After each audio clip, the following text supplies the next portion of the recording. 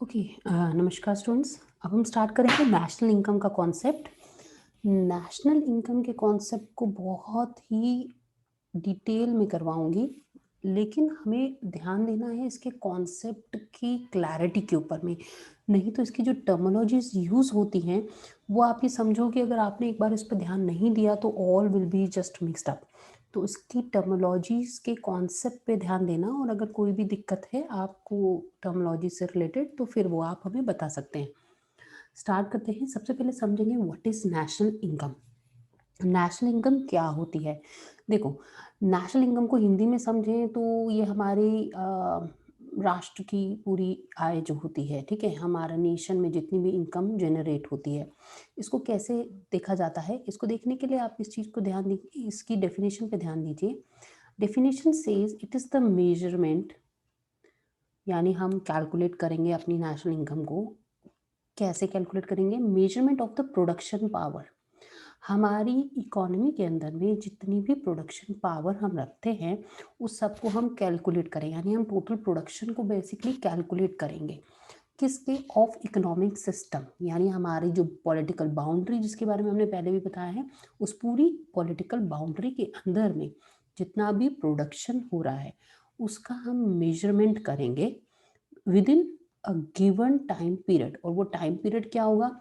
1 year का होता है, ठीक है? तो जब भी हम नेशनल इनकम की कैलकुलेशन करते हैं, फिर से मैं रिपीट कर रही हूँ, एक पॉलिटिकल बाउंड्री या इकोनॉमिक सिस्टम के अंदर में होने वाले प्रोडक्शन के मेजरमेंट को, जो कि मेजरमेंट कितने टाइम पीरियड के लिए आएगा? 1 साल के लिए आएगा।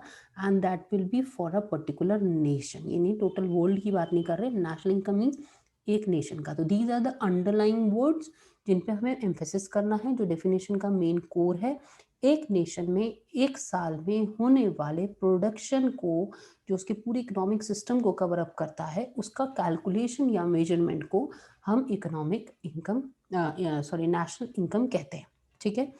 तो अब हम आगे चलते हैं। ये कॉन्सेप्ट डेफिनेशन का क्लियर हुआ। अब आता है टाइम पीरियड, जो कि हमने बताया आपको 1 साल। अब ये 1 साल कैसे कैलकुलेट होता है? देखिए, जो टाइम पीरियड होता है यहाँ पे, उसको हमारे पास 2 टाइम पीरियड होते हैं। आप लोगों को ज़्यादातर पता है कैलेंडर ईयर, ठीक है? लेकिन जो फाइनेंशियली ईयर यूज़ किया जाता है उसको कहते हैं फाइनेंशियल ईयर। और वो स्टार्ट होता है 1 अप्रैल से और ऑफ अ पर्टिकुलर ईयर, और वो दूसरे साल के 31 मार्च, 31 मार्च को एंड होगा। जैसे फॉर एग्जाम्पल, अगर ये 2020 के 1 अप्रैल को स्टार्ट होगा तो 2021 के 31 मार्च को एंड होगा। तो टोटल 365 डेज आर कवर्ड। तो टोटल ये एक ईयर बनता है, बट स्टार्टिंग होता है 1 अप्रैल ऑफ 1 ईयर से, और वो एंड होगा उसके नेक्स्ट कमिंग ईयर के 31 मार्च में। And this is called the financial year. Financial year का यूसेज मोस्टली अकाउंट्स में और इनकम टैक्स में और आपके फाइनेंस डिपार्टमेंट्स में, हर जगह यहाँ पे फाइनेंशियल ईयर का यूसेज किया जाता है, ठीक है? अगला समझते हैं कैलेंडर ईयर, जिसे हम और आप जानते हैं ज़्यादातर।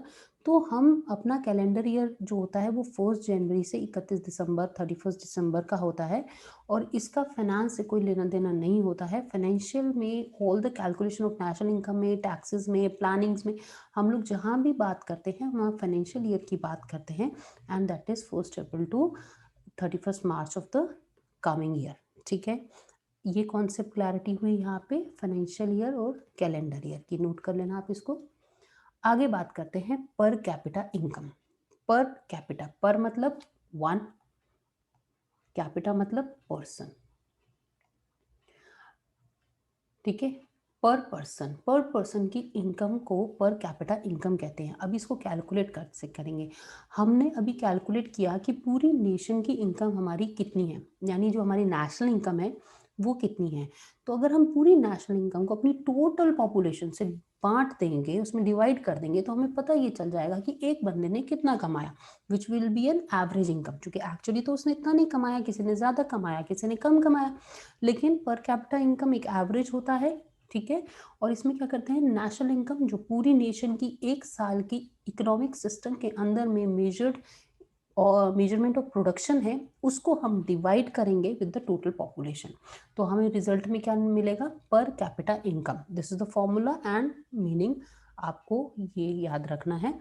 अब नेशनल इनकम तो हम आप बोल रहे हैं कि नेशनल इनकम, लेकिन इकोनॉमिक्स की टर्म्स में नेशनल इनकम को कैसे डिनोट किया जाता है? एक नेशनल इनकम का जो डिनोशन होता है उसको ऐसे कहते हैं NNP at F C. NNP at F C इसका फुल फॉर्म क्या होता है? Net national product at factor cost.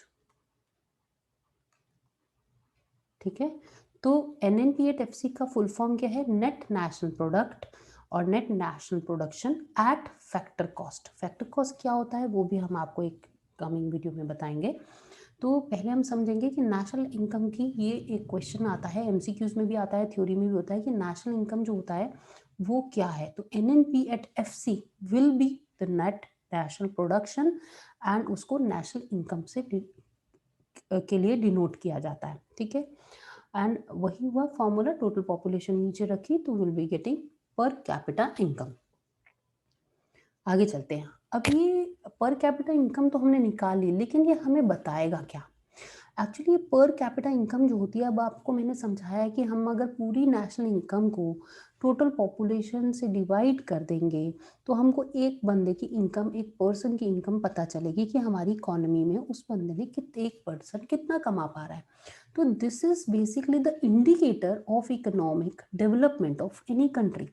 क्योंकि जब हम देखेंगे, जैसे सपोज कोई गरीब कंट्री है, कोई अमीर कंट्री है, वो कैसे पता चलती है? वैसे पता चलती है कि अगर किसी की पर कैपिटा इनकम कम आ रही है तो वो गरीब है। अगर हम कहें यूएसए की पर कैपिटा इनकम ज़्यादा है फ्रॉम इंडिया, तो दैट मीन्स उसकी इकोनॉमिक डेवलपमेंट ज़्यादा है, वहाँ के लोग ज़्यादा अर्न कर पा रहे हैं which is on the average basis. This is not पर पर्सन की एक्चुअल, ये मैंने बता दिया। तो this formula will give us the indicator of economic development. तो हम इसको ऐसे यूज़ करते हैं जब हमें देखना है कि कौन सी कंट्री की कितनी डेवलपमेंट है, तो हम डिफरेंट कंट्रीज़ की पर कैपिटा इनकम को आपस में कंपेयर कर लेंगे, तो हमें ये पता चल जाएगा कि कौन सी कंट्री इकोनॉमिकली बेटर कर रही है, कौन सी कंट्री इकोनॉमिकली पुअर है। ठीक है, अब चलते हैं नेशनल इनकम की और डिटेल्स पे। अब नेशनल इनकम को कैलकुलेट कैसे करते हैं? नेशनल इनकम को कैलकुलेट करने के बेसिकली 3 मेथड होते हैं। नेशनल इनकम का पहला मेथड होता है income method, production method and expenditure method.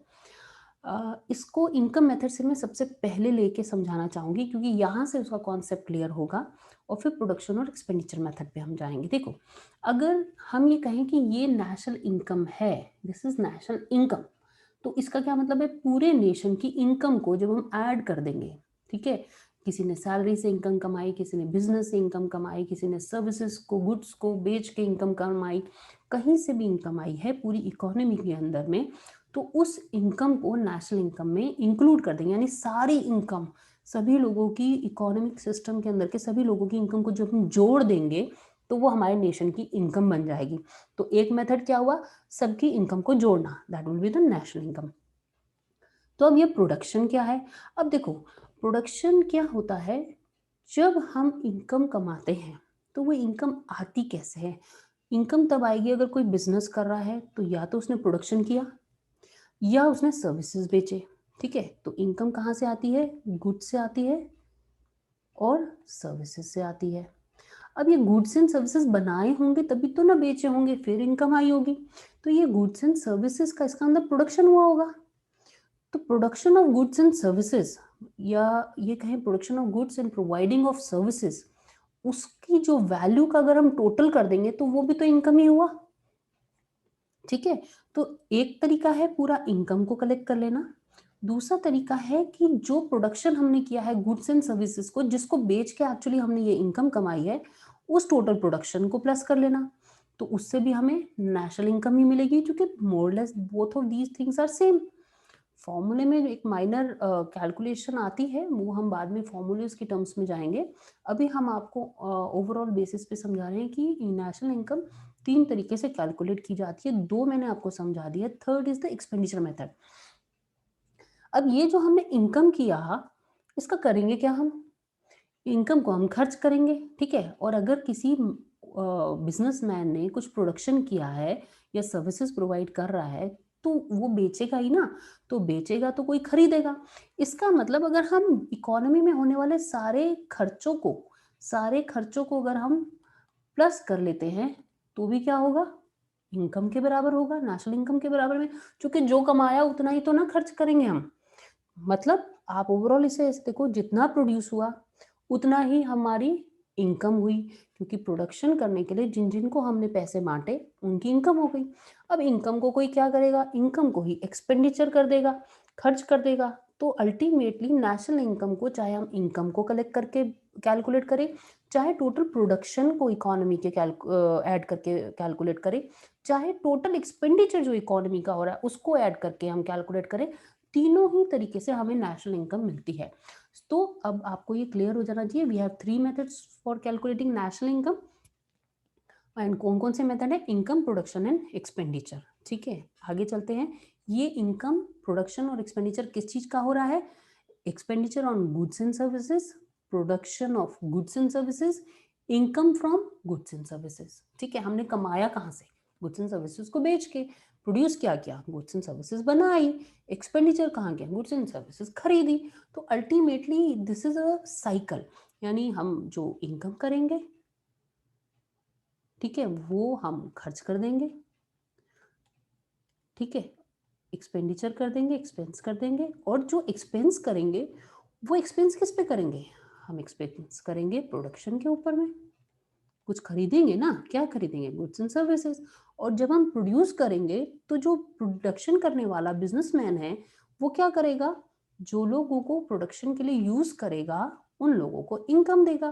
तो घूम घाम के सारी चीज सेम ही है, यानी इनकम से गए एक्सपेंस पे, एक्सपेंस से गए प्रोडक्शन पे, प्रोडक्शन से फिर हो गई इनकम। तो ये इट इज अ साइकिल जो कि चलता रहेगा। तो national income is calculated by 3 methods: income method, production method, expenditure method. याद हो जाना चाहिए अब ये बिल्कुल। नेक्स्ट, नेशनल इनकम के कॉन्सेप्ट्स में अब हम टर्मोलॉजीज पे बात करेंगे। अभी तुमने बेसिक कॉन्सेप्ट्स बताए, टर्मोलॉजीज क्या क्या है देखो। सबसे पहले जीडीपी। जीडीपी फुल फॉर्म बताएंगे। G stands for gross, D stands for domestic, P stands for product. तो ग्रॉस डोमेस्टिक प्रोडक्ट, इनके मीनिंग बाद में डिस्कस करेंगे। NDP, NDP stands for net, N stands for net, D stands for domestic, P stands for product. यानी तीनों में production ही हो रहा है, ठीक है, हम प्रोडक्ट पे ही बात कर रहे हैं, but this is gross domestic product, this is net domestic product. GNP, जब बीच में एन आ जाता है तो इट इज फॉर नेशनल, ठीक है, gross national product and net national product. ये अभी हम सिर्फ फुल फॉर्म बता रहे हैं, डिस्कस करेंगे अभी आगे कि ग्रॉस नेशनल प्रोडक्ट और net national product, gross domestic product क्या होता है, लेकिन उनको डिनोट कैसे किया जाता है ये याद कर लो। जीडीपी ग्रॉस डोमेस्टिक प्रोडक्ट के लिए, एनडीपी नेट डोमेस्टिक प्रोडक्ट के लिए, जीएनपी ग्रॉस नेशनल प्रोडक्शन के लिए, and NNP stands for net national production. ठीक है,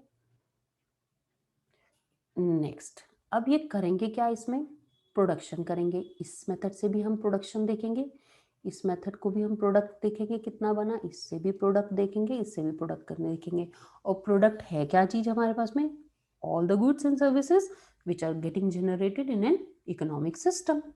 ठीक है, अब समझते हैं। अब ये ग्रॉस, नेट, नेशनल, डोमेस्टिक, इसको समझना जरूरी है, क्योंकि सब में तो पीछे तो पी है, प्रोडक्शन तो सब में क्लियर है, production is for goods and services. तो पहला स्टेप हमने पीछे का ये प्रोडक्शन पार्ट समझ लिया कि प्रोडक्शन में क्या हो रहा है, production is for goods and services. ठीक है, अब हम आगे आएंगे, डोमेस्टिक भी समझना है और नेशनल समझना है, ग्रॉस समझना है, नेट समझना है।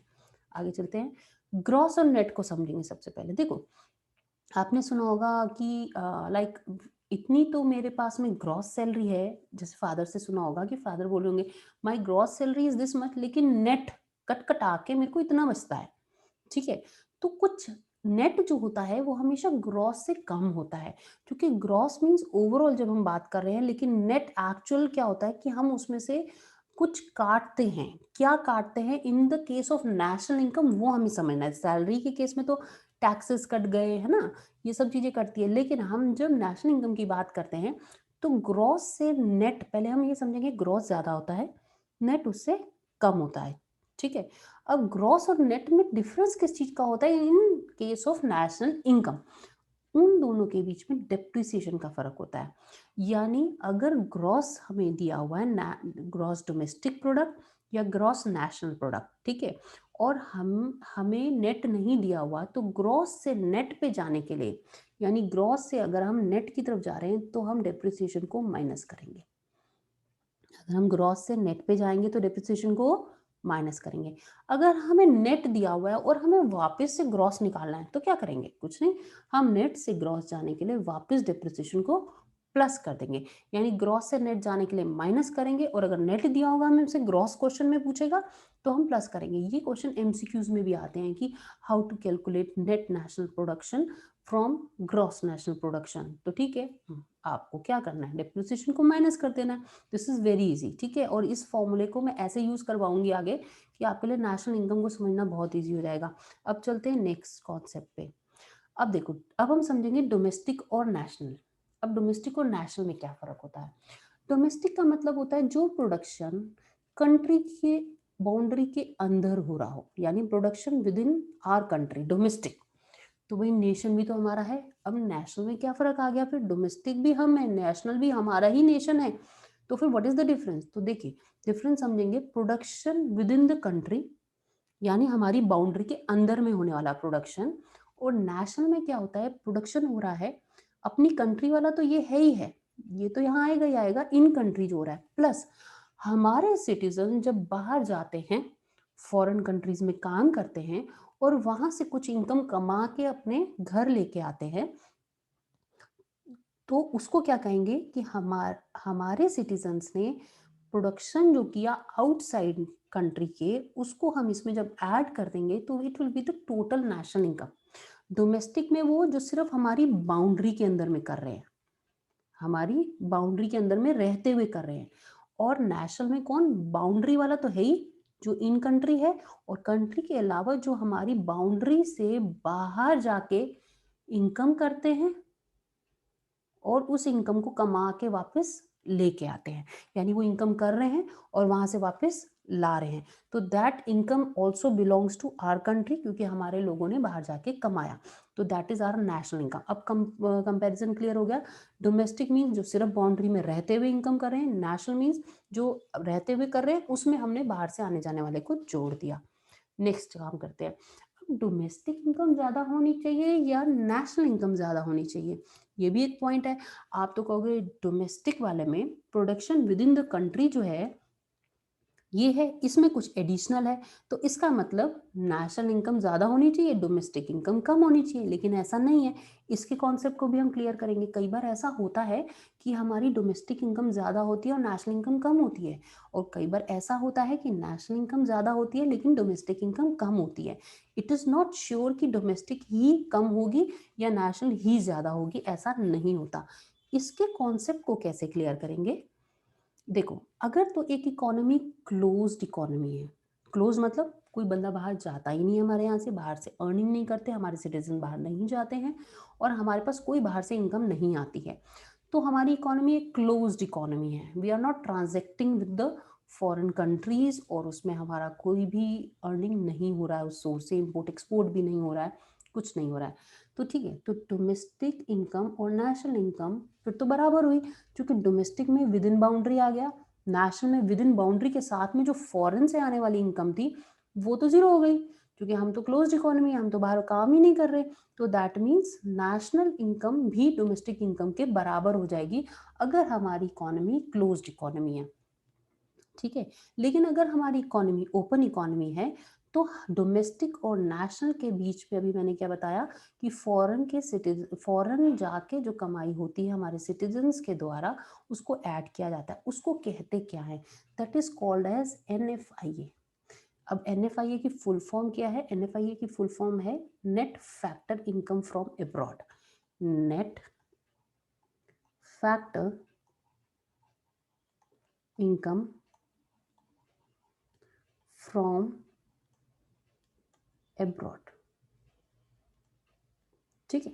तो net factor income from abroad, जो बाहर से कमाई गई इनकम हमारी कंट्री के लिए, ठीक है। अब ये क्या करते हैं, जब डोमेस्टिक से हमें नेशनल में जाना है, तो अभी हमने क्या पढ़ा पिछली स्लाइड में कि जो हमने फॉरेन से कमाया उसको ऐड कर लिया, यानी डोमेस्टिक से अगर नेशनल में कन्वर्ट करना हो तो हम एनएफआईए को प्लस कर देते हैं। लेकिन अगर हमें नेशनल इनकम दी है और हम बोले डोमेस्टिक निकालो, क्वेश्चन हमें बोलता है कि नेशनल से डोमेस्टिक पे कैसे जाना है, तो हम क्या करेंगे, एनएफआईए को वापस नेट फैक्टर इनकम जो हमने बाहर से कमाई है उसको माइनस कर देंगे, तो नेशनल से हम डोमेस्टिक पे आ जाएंगे। ठीक है। तो अभी हमारे पास में दो कॉन्सेप्ट और क्लियर हो गए कि क्लोज्ड इकोनॉमी में there will be no difference between domestic income and national income, और डोमेस्टिक और नेशनल इनकम के बीच में बेसिकली क्या डिफरेंस होता है, एनएफआईए का। डोमेस्टिक से नेशनल जाने में हम उसको प्लस कर देते हैं और नेशनल से डोमेस्टिक में आने के लिए हम उसको माइनस कर देते हैं। अब एनएफआईए को समझेंगे, net factor income from abroad को। देखो, फॉरेन से जब हम कमाते हैं तो income of Indian citizen in foreign लेते हैं, मतलब हमने जो कमाया, और सिर्फ हम ही बाहर जाके नहीं कमाते, बाहर के सिटीजन भी हमारी कंट्री में आएंगे और यहाँ से कमा के पैसा बाहर ले जाते हैं। तभी तो जैसे कहते हैं ना कि बाहर के प्रोडक्ट्स मत खरीदो, नहीं तो पैसे यहाँ से बाहर चले जाएंगे। ठीक है। तो फॉरेन गुड्स को इतना प्रेफरेंस मत दो, because we have to pay them, तो हमारी कंट्री से पैसा बाहर जाएगा। तो इनकम ऑफ फॉरेन सिटीजन, जो बाहर से सिटीजन आते हैं वो इंडिया से कुछ कमा के लेके जाते हैं, तो इसको हम माइनस कर देंगे दोनों को आपस में, तो हम एनएफआई पे आएंगे। यानी जो जो बाहर हमारे लोग बाउंड्री से बाहर गए, ठीक है, और कमा के वापस लाए, एक तो ये हमारी इनकम हो गई, लेकिन दूसरी जगह क्या हुआ, यहाँ पे बाउंड्री में फॉरेनर्स आए, यहाँ पे फॉरेन से दे केम इन, और हमारे यहाँ पे अर्निंग जो है यहाँ से बाहर ले गए। तो net factor income from abroad क्या होती है, इन दोनों का डिफरेंस। यानी हमने कुछ कमाया, कुछ उन्होंने कमाया, अगर वो हमसे ज्यादा कमा के बाहर ले गए तो हमारी नेट फैक्टर इनकम जो होगी वो नेगेटिव आएगी, क्योंकि वो हमसे ज्यादा कमा के ले गए, इतना हम बाहर से कमा के नहीं लाए। और अगर हमने बाहर जाके ज्यादा कमाया और वो हमसे कम कमा के ले गए, तो हमारी एनएफआईए प्लस आएगी। ये कॉन्सेप्ट क्लियर हो गया कि एनएफआईए पॉजिटिव भी हो सकती है, एनएफआईए नेगेटिव भी हो सकती है। तो मैंने जो भी आपको कॉन्सेप्ट बताया था कि डोमेस्टिक और नेशनल के बीच में डोमेस्टिक ज़्यादा भी हो सकती है, डोमेस्टिक कम भी हो सकती है। उसका क्या कारण है कि अगर हमारी ये एनएफआईए नेशनल के अंदर में ये जो सिटीजन्स नेट जो इनकम होगी, एनएफआईए जो होगी, ठीक है, नेट एनएफआईए जो है अगर ये पॉजिटिव आ रही है तो ये तो इसमें जुड़ जाएगी और नेशनल इनकम हमारी ज़्यादा रहेगी, यानी ये सिचुएशन बनेगी। लेकिन अगर ये ही एनएफआईए पॉजिटिव की जगह नेगेटिव हो गई यहाँ पे, तो हमारी सिचुएशन ये बनेगी, क्योंकि डोमेस्टिक हमारी ज़्यादा रहेगी और जब बाहर की इनकम को उल्टा हमने जोड़ा डोमेस्टिक के अंदर में तो वो कम हो गई। यानी हमने बढ़ने की बजाय, नेशनल इनकम को बढ़ाने की बजाय अपनी उल्टा नेशनल इनकम को कम कर दिया। ठीक है। और क्यों कम किया वो मैंने आपको बता दिया कि अगर बाहर से फॉरेनर्स ज्यादा कमा के हमारी कंट्री से ले गए, लेकिन हमारे सिटीजन बाहर से कमा के नहीं ला पाए उतना, तो उनका जो नेट निकलेगा वो हमारी एनएफआईए बनेगी, जो हमारी डोमेस्टिक इनकम और नेशनल इनकम की कैलकुलेशन को इफेक्ट करेगी और ये डिसाइड करेगी कि domestic is more than the national income और national income is more than the domestic income. Clear है? अब ठीक है, तो डोमेस्टिक से जब हम नेशनल में जाते हैं तो एनएफआईए को प्लस कर लेते हैं, नेशनल से जब हम डोमेस्टिक में आएंगे तो एनएफआईए को माइनस कर लेते हैं। बट ये डिपेंड करेगा कि एनएफआईए अपने में पॉजिटिव है कि नेगेटिव है। ठीक है। तो हम ये फॉर्मूला है कि डोमेस्टिक में उसको ऐड करो, लेकिन अगर वो खुद में नेगेटिव है तो वो माइनस हो जाएगी ऐड के बजाय। ठीक है। और अगर नेशनल इनकम से डोमेस्टिक में जाना है और अगर हम हमारी एनएफआईए नेगेटिव है तो उल्टा वो यहाँ पे प्लस हो जाएगी। ठीक है। तो ये हमारा सारा कॉन्सेप्ट था नेशनल इनकम का, जिसमें हमने कुछ टर्मिनोलॉजीज को सीखा है, एनएफआईए, ठीक है, और डोमेस्टिक, नेशनल, ग्रॉस, नेट। अब हम इस स्लाइड पे वापस जाते हैं, तो अब हम समझेंगे ये क्या है हमारा, this is gross domestic, this is gross domestic product. ठीक है। तो अब हम समझ सकते हैं ग्रॉस क्या है, इसमें से डेप्रिसिएशन अभी नहीं कटा है और ये अभी हमारी बाउंड्री के अंदर की इनकम है। नेट डोमेस्टिक प्रोडक्ट मतलब अब ग्रॉस से हमने यहाँ डेप्रिसिएशन को माइनस किया है तो हम नेट पे पहुंच गए। डोमेस्टिक में तो कोई चेंज नहीं है और कोई चेंज इसके अंदर में नहीं है। आगे चलेंगे, यहाँ पे हमारे पास है ग्रॉस नेशनल प्रोडक्ट। ग्रॉस मतलब डेप्रिसिएशन नहीं हुआ है इसमें से कट, यहाँ पे फिर नेट में जाएंगे तो डेप्रिसिएशन को माइनस करेंगे। लेकिन ये जो डिफरेंस है डोमेस्टिक और नेशनल का, इसको समझेंगे। देखो डोमेस्टिक से नेशनल में जाने के लिए NFIA को, अब आपको सबको पता है, NFIA को प्लस करेंगे और नेट से अगर ग्रॉस पे जाना है तो डेप्रिसिएशन को वापस प्लस करना पड़ेगा। ठीक है, इसकी हम प्रैक्टिस अगले लेसन में करेंगे कि कैसे ये प्लस माइनस होता है, कैसे जाते हैं। आई होप कि इतने वीडियो में आपको टर्मिनोलॉजीज का मीनिंग और उसका यूसेज का कॉन्सेप्ट क्लियर हो गया होगा, क्योंकि अगर कॉन्सेप्ट क्लियर है और हमको MCQs फॉर्म में कहीं से भी क्वेश्चन आता है तो हम उसको रिप्लाई कर सकते हैं। ठीक है, तो इसको हम यहीं पे इस लेसन को एंड करते हैं। नेक्स्ट लेसन हम डालेंगे इसकी कैलकुलेशंस का। ओके।